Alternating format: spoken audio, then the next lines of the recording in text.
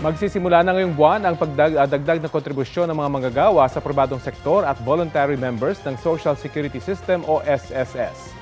15% na ito ngayong taon alinsunod sa Social Security Act of 2018.